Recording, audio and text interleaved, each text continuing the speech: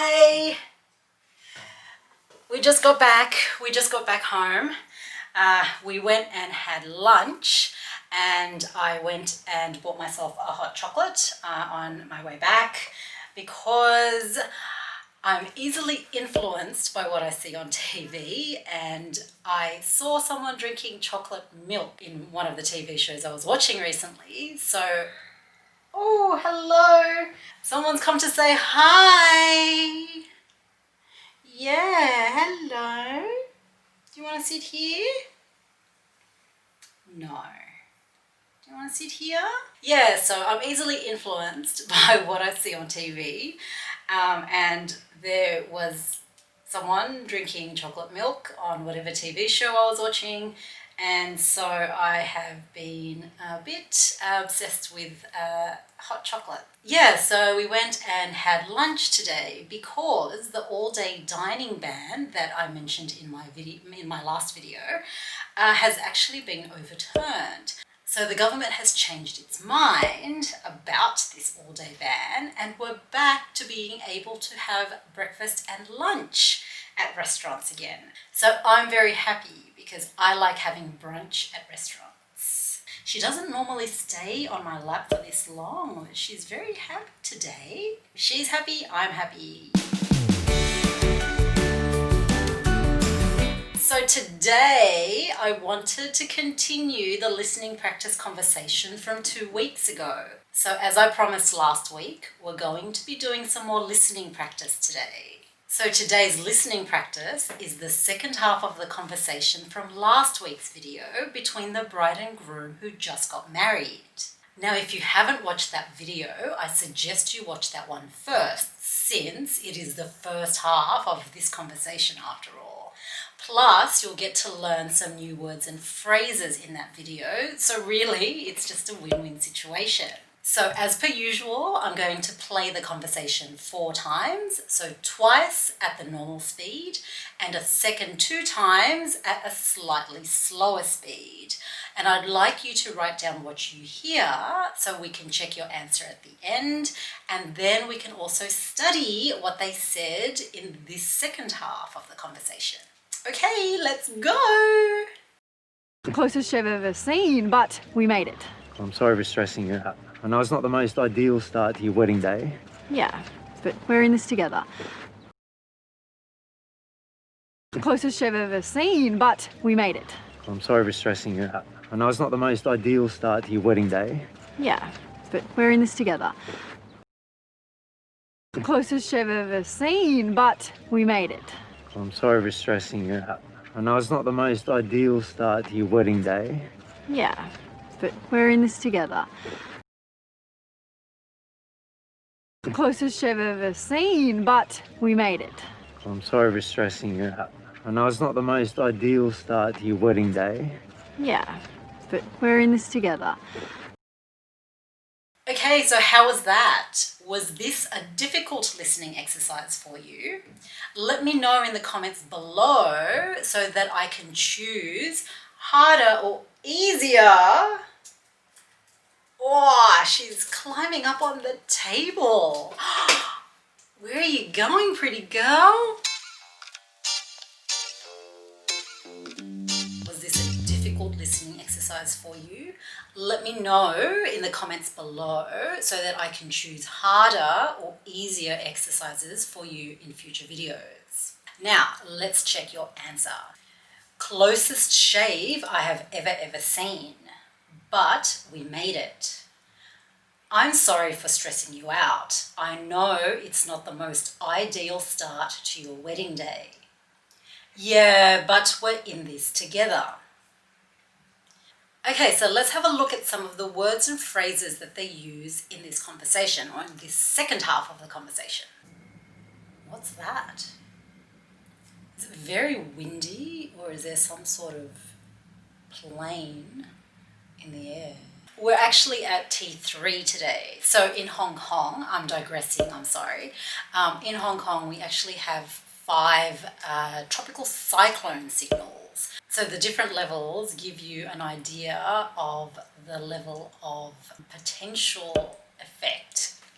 that the cyclone or typhoon could have on the city. So there's T1, T3, T8, T9 and T10, and T10 is the highest level, and we're currently at T3, so we're at the second lowest, so it's not that bad yet, and I don't anticipate it to get any worse because of the trajectory of this current typhoon. But the weather isn't that great outside.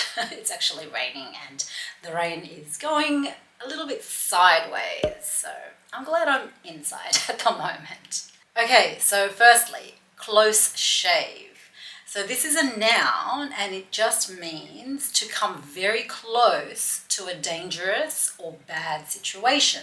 So just a few examples using close shave. Say you just got your maths exam results back and you got 52%. So you can say, oh, phew, that was a close shave. I almost failed that exam. Or another example, say you rode your bike to work this morning and someone almost hit you with their car. You can say, I had a bit of a close shave this morning. I almost got hit by a car. Now remember in the last video, so just before this line, he said, I was cutting it pretty close. So she replies back with, this is the closest shave that she has ever seen. So she's basically just saying that that they came very close to not having this wedding. Good, very good. Then she says, but we made it.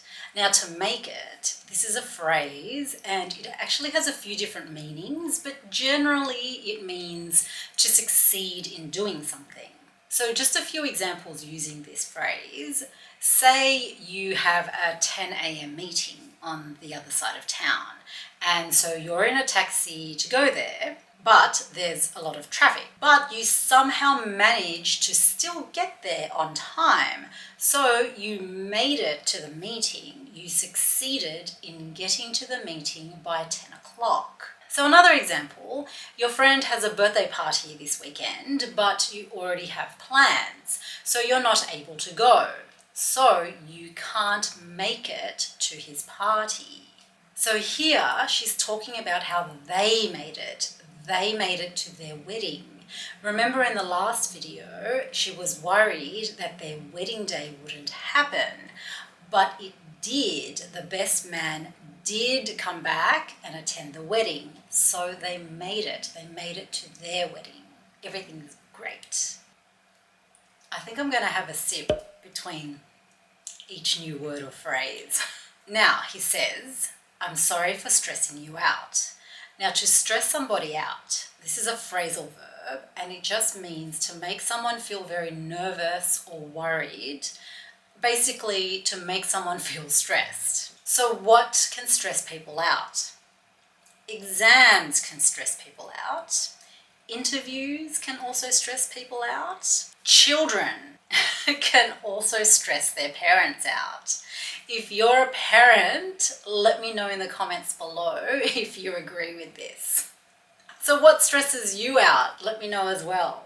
So here he's just apologizing to her for making her feel worried about the wedding and how it might not have happened. Good stuff. Then he continues and says, I know it's not the most ideal start to your wedding day. Ideal. Ideal is an adjective and it just means perfect or the best possible. So you can have your ideal job, your ideal house, your ideal city, your ideal vacation or holiday. So here he was just saying that he knows it wasn't the best way to start their wedding day. This is my last sip. We have one more phrase to talk about and then we're done for today. So the last thing she says is, yeah, but we're in this together. So we're in this together. This phrase means that this is something that has an effect on all of us. So here she's saying we're a couple, we're together, we share problems, and we also solve or find answers to these problems together. Okay, now that we've studied all the interesting words and phrases in this conversation, the second half of this conversation, let's listen to it one more time at the normal speed and see how much you can pick up this time round compared to when we first heard this conversation earlier in this video. The closest Chev ever seen, but we made it. I'm sorry for stressing you out. I know it's not the most ideal start to your wedding day. Yeah, but we're in this together. So how much did you hear this time round compared to earlier in this video? Let me know. Thank you for watching today's video. Keep practicing, stay safe out there, and I'm just about to finish my hot chocolate. Perfect timing. I shall see you next time. Bye. She's guarding the room.